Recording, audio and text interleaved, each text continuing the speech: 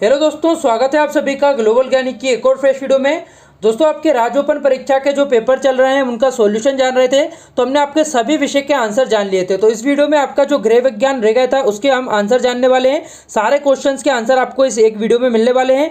प्रश्न क्रमांक 1 से लेकर के 19 तक के सभी क्वेश्चंस के आंसर आपको इस एक वीडियो में मिल जाएंगे। आपको किसी और वीडियो को देखने की जरूरत नहीं होगी। तो वीडियो को शुरू से लेकर अंत तक जरूर देखिएगा। अगर आप किसी और सब्जेक्ट के आंसर चाहते हैं तो इसके लिए ऑलरेडी वीडियो बना दी गई है, जो कि आपको प्ले लिस्ट में मिल जाएगी, वहां जाकर आप देख सकते हैं। तो चलिए एक एक करके आपके सभी क्वेश्चंस के आंसर हम देख लेते हैं।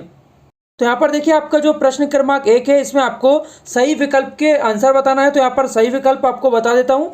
तो पहला वाला जो यहाँ पर है, इसका आपको आंसर बताना है। यहाँ पर उपरोक्त सभी इसका आंसर हो जाएगा। इसके बाद सेकंड यहाँ पर जो है, इसमें आपसे पूछा गया है शुष्क ताप पर भोजन पकाने की विधि नहीं है। तो इसका आंसर आ जाएगा यहाँ पर उबालना। उबालना जो है वो शुष्क ताप पर भोजन पकाने की विधि नहीं है। इसके बाद अगला जो यहाँ पर थर्ड वाला, ये है कूड़े कचड़े से निपटान की नवीनतम तकनीक है।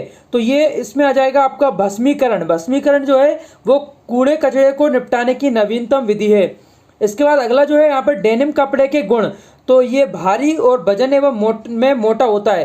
तो ये इसका गुण हो जाएगा। इसके बाद यहाँ पर अगला वाला है आपका पांचवा, संवातन की आवश्यकता होती है। तो इसका आंसर हो जाएगा यहाँ पर स्वच्छ वायु के संचरण के लिए। इसके बाद नेक्स्ट है यहाँ पर आपका अगला वाला देखेंगे, प्रश्न क्रमांक 1 का जो बा है, यहाँ पर आपको रिक्त स्थानों की पूर्ति करना है। तो यहाँ पर देखिए, पहला है संसाधन खालिस्तान प्रकार के होते हैं। तो संसाधन जो है 3 प्रकार के होते हैं। इसके बाद अगला है यहाँ पर निषेचित अंडे को खालिस्तान भी कहते हैं। तो इसका आंसर आ जाएगा आपका जायगोट भी कहते हैं। उसके बाद नेक्स्ट है आपका, हमें खालिस्तान भाषा का प्रयोग नहीं करना चाहिए। तो कटु भाषा का प्रयोग नहीं करना चाहिए। इसके बाद नेक्स्ट है यहाँ पर फोर्थ वाला, उपभोक्ता संरक्षण अधिनियम सन खालिस्तान में बना। तो 1986 में बना। इसके बाद नेक्स्ट यहाँ पर विटामिन खालिस्तान हमारी हड्डियों तथा दांतों को मजबूत रखता है। तो विटामिन सी इसका आंसर आ जाएगा। इसके बाद बढ़ते हैं नेक्स्ट क्वेश्चन की तरफ। आपका जो सा वाला है, यहाँ पर आपको सत्य असत्य बताना है। तो यहाँ पर पहला वाले में आपसे पूछा गया है, आंधी से वायु में धूल के कणों की मात्रा कम हो जाती है। तो असत्य हो जाएगा। इसके बाद यहाँ पर अगला है, ऊनी कपड़ों को पानी में भिगोकर रखना चाहिए। तो सत्य हो जाएगा। इसके बाद सूर्य का प्रकाश हल्के विसंक्रामक कार्य करता है। सूर्य का प्रकाश हल्के विसंक्रामक का कार्य करता है। तो ये आपका सत्य हो जाएगा। इसके बाद फोर्थ है आपका, सफाई करना लचीले कार्य की श्रेणी में आता है। तो ये आपका असत्य हो जाएगा। इसके बाद व्यक्ति के बालों का रंग वातावरण का परिणाम है। तो ये आपका सत्य हो जाएगा। तो यहाँ पर आपके सत्य वाले क्वेश्चन हो चुके हैं। इसके बाद हम आपके बचे हुए क्वेश्चन देखेंगे। इससे पहले अगर आपने चैनल को अभी तक सब्सक्राइब नहीं किया तो सब्सक्राइब करके बेल आइकन को इनेबल कर लीजिए। साथ ही साथ आपको वीडियो को लाइक कर देना है और अधिक से अधिक अपने दोस्तों के साथ शेयर कर देना है। यहाँ पर आपको सभी विषय के संपूर्ण सॉल्यूशन उपलब्ध कराया जा रहा है। प्रत्येक क्वेश्चन के आंसर आपको यहाँ पर मिलने वाले हैं। अब देखिए, प्रश्न क्रमांक 2 में पूछा गया है, गृह विज्ञान के प्रमुख 2 घटकों को आपको लिखना है। तो यहाँ पर आप घटक लिखेंगे कौन कौन से। एक तो आहार तथा पोषण है इसका घटक। इसके अलावा दूसरा यहाँ पर संसाधन प्रबंधन। इसके बाद बढ़ते हैं आपके नेक्स्ट वाले क्वेश्चन की तरफ। तो यहाँ पर आपको पूछा गया है, भोजन में पौष्टिक तत्वों के संवर्धन की कोई 2 विधियां लिखना है। तो यहाँ पर आप लिखेंगे, भोजन को बहुत अधिक नहीं पकाना चाहिए। इसके अलावा अगला लिखेंगे, आप भोजन पकाते समय अधिक ताप और दाब का प्रयोग नहीं करना चाहिए। इसके बाद देखिए, अगला आपका क्वेश्चन देखेंगे, प्रश्न क्रमांक 4, स्वस्थ रहने के लिए 2 उपाय आपको बताना है। तो एक तो नियमित व्यायाम करना, इसके अलावा हमेशा संतुलित आहार लेना चाहिए। तो ये यहाँ पर इसका आंसर हो जाएगा। डियर स्टूडेंट्स, स्टडी करते समय किसी भी क्वेश्चन को लेकर अगर आपके मन में कोई डाउट्स आता है तो अभी आपको घबराने की जरूरत नहीं है, क्योंकि फ्लो ऐप आपके लिए बहुत ही शानदार फीचर लेकर आ चुका है, जहां पर आप अपने सभी क्वेश्चंस के डाउट बड़ी ही आसानी से क्लियर कर सकते हैं। फिर चाहे आपका क्वेश्चन किसी भी क्लास का हो, किसी भी सब्जेक्ट का हो। इस फीचर की सबसे खास बात है कि यहाँ पर एक्सपर्ट्स लाइव आकर आपके सारे क्वेश्चंस के डाउट क्लियर करते हैं। आप चाहे तो अपना क्वेश्चन टाइप कर सकते हैं, या फिर आपका क्वेश्चन ऑन पेपर है तो आप फोटो खींचकर भी अपने सभी सवालों के जवाब यहाँ पर प्राप्त कर सकते हैं। और आपका जो कॉल रहेगा वो सीधे एक्सपर्ट से लाइव कॉल के माध्यम से कनेक्ट कर दिया जाएगा। What is the enzyme presents in saliva? Lysozyme enzyme is present. One is lysozyme and another is salivary amide. Application को डाउनलोड करने के लिए डिस्क्रिप्शन में लिंक दी हुई है, जहां से आप आसानी से ऐप को डाउनलोड कर सकते हैं। 10% ऑफ पाने के लिए स्क्रीन पर दिख रहा है कोड को जरूर यूज कीजिएगा। इसके बाद बढ़ते हैं नेक्स्ट क्वेश्चन की तरफ। यहाँ पर 5वें वाले में पूछा गया है, कपड़ों के दाग हटाने की कोई आपको 2 पद्धतियां लिखना है। तो यहाँ पर जो आपकी पद्धतियां आएंगी, एक आएगी स्पंजिंग या सोखना, या फिर इसके बाद सेकंड आएगी डुबोकर रखना। अब बढ़ते हैं नेक्स्ट क्वेश्चन की तरफ। यहाँ पर जो छठवां वाला है, यहाँ पर संसाधन कितने प्रकार के होते हैं? तो संसाधन जो है वो 3 प्रकार के होते हैं। कौन कौन से आपको लिखना होगा? प्राकृतिक संसाधन, मानव निर्मित संसाधन और मानव संसाधन। तो ये आपका आंसर हो जाएगा प्रश्न क्रमांक 6 का। इसके बाद बढ़ते हैं नेक्स्ट क्वेश्चन की तरफ। प्रश्न क्रमांक जो 7 है, गर्भावस्था के कोई 2 आपको लक्षण लिखना है। तो यहाँ पर पहला आप लिखेंगे सामान्य रूप से शरीर फूल जाना, चेहरा फूल जाना। तो ये यहाँ पर होता है। इसके बाद कम काम से भी अधिक थकावट होती है। तो ये आपका प्रश्न 7 जो है, गर्भावस्था के कोई 2 लक्षण लिखिए, इसके आंसर है। इसके बाद बढ़ते हैं नेक्स्ट क्वेश्चन की तरफ। प्रश्न क्रमांक जो है 8, भोजन संरक्षण के महत्व लिखिए। तो यहाँ पर भोजन संरक्षण के महत्व निम्नलिखित हैं। संरक्षण अतिरिक्त उत्पादन की व्यवस्था करता है। इसके बाद संरक्षण से हमारे भोजन में विविधता आती है और संरक्षित भोजन को उन स्थानों पर भेज सकते हैं जहां उन्हें उगाया नहीं जा सकता। तो ये आपका आंसर हो जाएगा प्रश्न क्रमांक 8 का। इसके बाद बढ़ते हैं नेक्स्ट क्वेश्चन की तरफ। यहाँ पर प्रश्न क्रमांक जो आपका 9 वाला है, विकास को प्रभावित करने वाले किन्हीं 3 कारकों को आपको लिखना है। तो यहाँ पर आप इसका आंसर लिखेंगे विकास को प्रभावित करने वाले कारक निम्नलिखित हैं। तो आनुवांशिकता विकास को प्रभावित करती है, वातावरण का प्रभाव विकास पर अनुकूल प्रभाव या प्रतिकूल प्रभाव डालता है। इसके अलावा पोषण विकास की प्रक्रिया में अहम भूमिका निभाता है। इसके बाद बढ़ते हैं नेक्स्ट क्वेश्चन की तरफ। तो अगले वाले क्वेश्चन जो आपका 10वां है, यहाँ पर आपसे पूछा गया है मूल्य तथा नैतिकता का अर्थ बताइए। तो इसके आंसर में आप लिखेंगे नैतिकता शब्द से हमारा तात्पर्य नैतिक दर्शन की एक शाखा से है। कार्यों, उद्देश्यों और इन कार्यों के परिणामों की सही या गलत होने की भावना।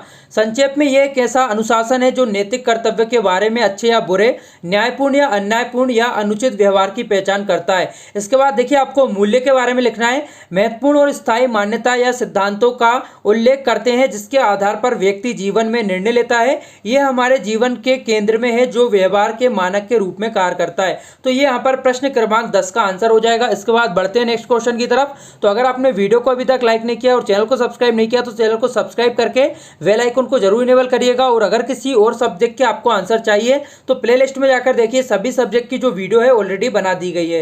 यहाँ पर आपका प्रश्न क्रमांक 11 है। यहाँ पर पूछा गया है श्रम किसे कहते हैं एवं श्रम की गरिमा समझाइए। तो इसका आंसर आप लिखेंगे किसी वस्तु या उत्पाद या किसी सेवा कार्य या किसी भी कार्य में लगे मानसिक अथवा शारीरिक प्रयास को श्रम कहा जाता है। श्रम अपने आप में ही एक लक्ष्य है और जो इसकी गरिमा है उसके बारे में भी यहाँ पर लिखकर बताएं। श्रम की गरिमा को प्राप्त किया जा सकता है किसी कार्य में पूरी लगन और मेहनत, श्रम को सर्वोपरि रखना ही श्रम की गरिमा है। तो ये आपका आंसर हो जाएगा प्रश्न क्रमांक 11 का। इसके बाद बढ़ते हैं नेक्स्ट क्वेश्चन की तरफ। तो यहाँ पर आपका अगला क्वेश्चन है 12वां वाला, उपभोक्ता के अधिकार आपको लिखना है। तो यहाँ पर उपभोक्ता के जो अधिकार है उपभोक्ता के वो निम्न प्रकार हैं। सुरक्षा का अधिकार। तो सुरक्षा का अधिकार का अर्थ है माल और सेवाओं के विवरण के खिलाफ सुरक्षा का अधिकार जो जीवन और संपत्ति के लिए खतरा है। तो यहाँ पर इसका मतलब है कि सुरक्षा का जो अधिकार दिया जाना जरूरी है कंपनी को, कि वो किसी भी प्रोडक्ट को कोई उपभोक्ता लेता है तो उसके लिए सुरक्षा का जो है बहुत ही महत्वपूर्ण होती है। इसके बाद अगला है यहाँ पर सेकंड वाला, चुनने का अधिकार। तो यहाँ पर इसका आंसर लिखेंगे चुनने का अधिकार का मतलब है कि किसी भी प्रतिस्पर्धा वस्तु मूल्य पर विभिन्न प्रकार की वस्तुओं और सेवाओं तक पहुंच का आश्वासन दिया जाना चाहिए। यानी कि ग्राहक को चुनने का अधिकार है, वो किस कंपनी का उत्पाद लेना चाहता है ये उस पर डिपेंड करता है। इसके बाद अगला यहाँ पर है निवारण का अधिकार। तो निवारण अधिकार का अर्थ है अनुचित व्यापार प्रथाओं या उपभोक्ताओं के बेईमानी शोषण के विरुद्ध निवारण का अधिकार। तो अगर किसी ग्राहक का शोषण होता है, किसी भी उसको गलत प्रोडक्ट दिया जाता है तो ऐसे में उसका निवारण का अधिकार ग्राहक के पास होता है। तो यहाँ पर ये उपभोक्ता के अधिकार हैं। इसके बाद बढ़ते हैं नेक्स्ट क्वेश्चन की तरफ। तो यहाँ पर अगला वाला है, यहाँ पर 13वां वाला, मानकीकृत चिन्ह किसे कहते हैं, किन्हीं 2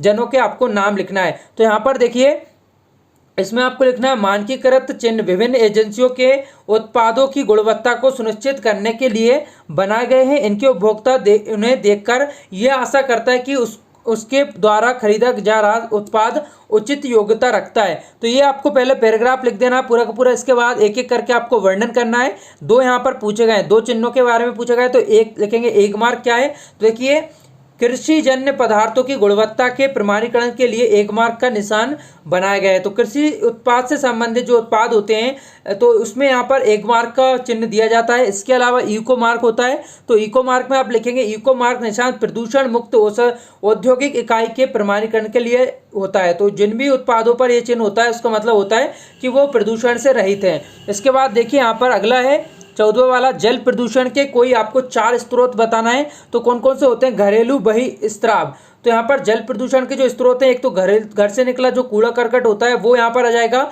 तो घरेलू अपशिष्ट से युक्त बहिर्स्राव को मलिन जल कहा जाता है। ये कहा जाता है विभिन्न दैनिक घरेलू कार्यों यथा खाना बनाने, स्नान करने, कपड़ा धोने एवं अन्य साफ सफाई कार्यों में विभिन्न उत्पादों का उपयोग किया जाता है। इसके बाद देखिए औद्योगिक बहिस्राव। प्रायः प्रत्येक उद्योग में उत्पादन प्रक्रिया के पश्चात अनेक अनुपयोगी पदार्थ बचे रह जाते हैं, इन्हें औद्योगिक अपशिष्ट पदार्थ कहा जाता है। तो ये भी प्रदूषण के कारण होते हैं जिन्हें जल में मिलाने के कारण जल प्रदूषित हो जाता है। इसके बाद अगला है यहाँ पर बहिर्कृषि। तो यहाँ पर देखिए वर्तमान समय की कृषि प्रणाली नवाचार पर आधारित होती जा रही है, अर्थात उत्पादन की अधिक मात्रा प्राप्त करने के लिए विभिन्न प्रकार के रासायनिक उर्वरक, कीटनाशकों आदि का प्रयोग हो रहा है, जिसके कारण भी जल प्रदूषित होता है। इसके अलावा अगला लिखेंगे 5वां वाला बाहित मल। तो बाहित मल के अंतर्गत मुख्य रूप से घरेलू एवं सार्वजनिक शौचालय से निसर्जित मानव मल को सम्मिलित किया जाता है। वाहित मल को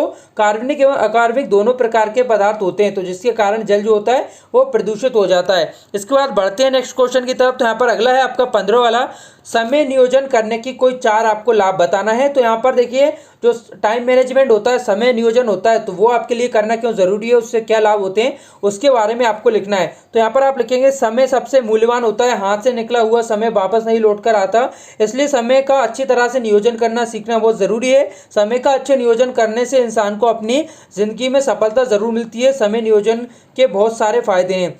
अच्छी तरह से समय का नियोजन करने से हम अपने काम समय पर कर सकते हैं।